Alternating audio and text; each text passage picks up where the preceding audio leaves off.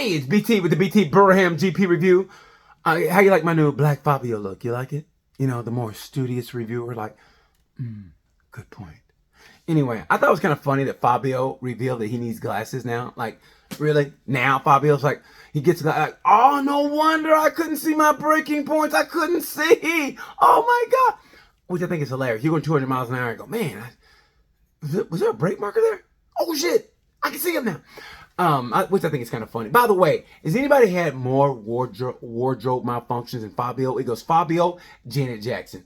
I've never seen it happen with anybody before, with the zipper gate last year and this year with the crash with Marquez and Aragon. I don't know what's happening with the guy. Seriously, no one's ever seen it before like that. It's like, I worry about the guy. What if he goes to the bathroom like, oh my God, we can't really report on this, folks, but Fabio, he got a certain part caught in the zipper. You know what I'm talking about. So, anyway, let's get to review. I thought the race, I'll give the GP a B+, and it's no fault of the rider's own. It's the shit weather or whatever. I give it a B+. Moto 3 wasn't as good as it normally is. Moto 2, they couldn't help it. And MotoGP, it was good, but you just wanted more of the battles, more anticipation. Kind of like a woman, it's like, I'm almost there. I'm almost there. And you're like, I'm doing the best I can. And she's like, almost. That's what I felt like this race was. We were looking for the battles that really weren't there. But how about the new kinder, gentler Marquez? How about that? It's like, you know what? I'm going to take my time here. I'm going to get past, but I'm going to come back and pass you. Hope I don't get too close to you. Is everything okay? Namaste.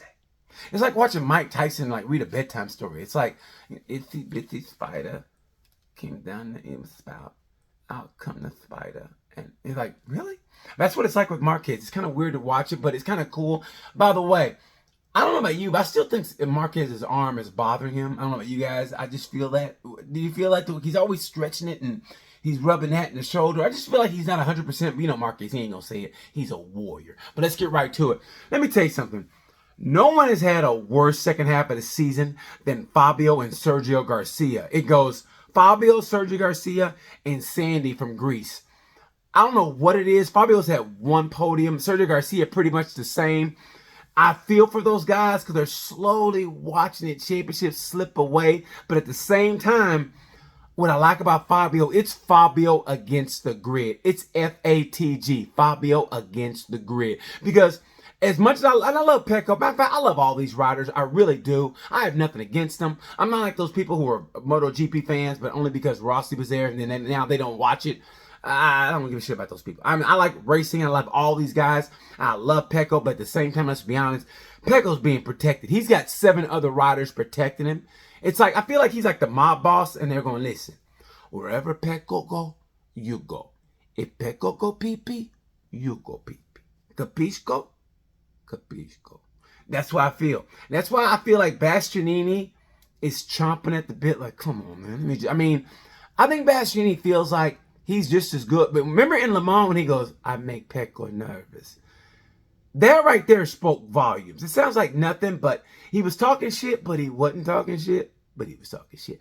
When he goes, I make Pecco nervous. And if you watch it after that, and remember in Mazzano, he made that move. And then that weird, when the Ducati bosses came to congratulate him, they hugged him, but it was a weird kind of punch in the stomach and goes, I'll talk to you later and give you a rap on the knuckles. And Bastianini was like, okay. And even Bastianini's boss was like,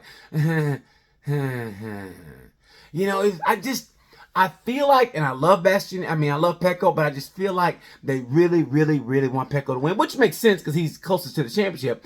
He's less than 10 points away. But and Bastianini's 39 and Miller's 40, but Miller's 1 point away, and they're going to Australia next. Miller's got to get married. He's getting married this weekend. And he's going to be in his home race they hadn't been to in 3 years. And the whole crowd is going to be on his side. They're going to, remember when Ali fought Foreman in Nigeria? And they were like, Ali, Boombaye, Ali, Boombaye. And Foreman was like, man, I ain't going to win this shit. You got a whole nation. You got a whole nation, bro. I can't win it. That's how I feel. I feel like Miller going into Australia, man, he's got to be the favorite. He's got nothing to lose. Miller is a good team player. He really is. He's a good dude. But if Miller decided, hey, you know what? I can win this championship too. If he decided to do a little cross up, it could get nasty. Ducati might implode from the inside. I kind of doubt it, but hey, let's just say engine troubles for Pecco and Fabio, and if they both go out And if Miller, Bastianini, and Alicia Spargo get podiums, I mean, think you're getting it. And by the way, when it comes to Alicia Spargo, I don't know what's happening. Granted, he had a long lap penalty. I thought it was hard racing, and it's the rain, so he's not a dirty racer, but at the same time, Alace has to bring out that dog, and it has to come now. He's got to win a race, and he definitely has to win a podium. That dog has to come out in Alace now. This is his best chance. I just felt like this is his best chance to win, because after this, next year, it's going to be a healthy Marquez, knock on wood, and I think Bastianini and Pecco, I just really can't, and I think Maverick's going to get it. So this is Alace's best chance, and they better talk to him about that, like, hey, man, you better go for this shit now. So anyway,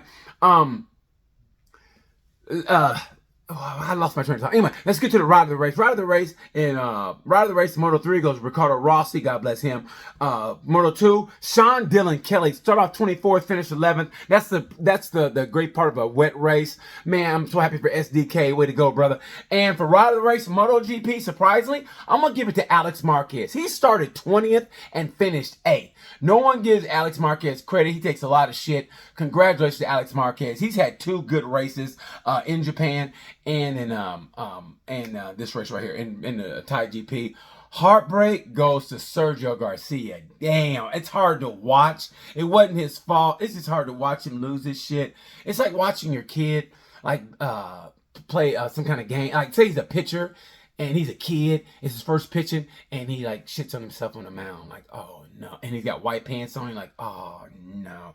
And everybody sees it, and you feel embarrassed for him. And that's what I feel like. You're just watching him like basically just shit the title away. And I feel so bad for Sergio, and he just can't stop it. It's like a sieve, and it's like it just keeps coming out. You're like, oh man, I feel bad for him. Samtrat Chamtra, same way. Home race, and he shit the bed. I feel bad for him. It's a rain race. He's supposed to be good in the rain. It happens to everybody. I feel bad for him.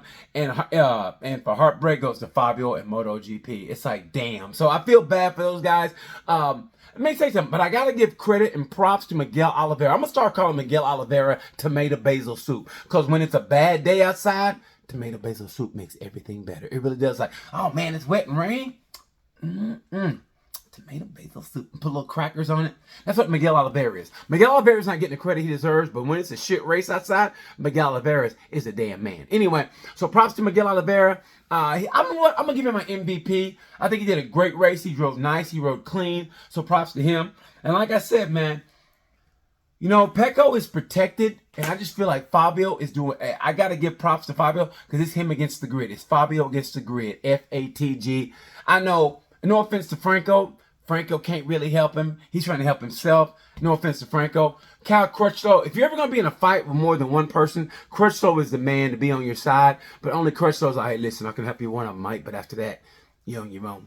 And that's what, I don't know, that was more like a Jason Statham. Hey, listen, I can help you out with one of them, Mike, but you're on your own the rest of me, all right? You understand? So good luck. If you get the whole shot, I'll try to hold off Pecco, but you're on your own, mate. I'll do the best I can.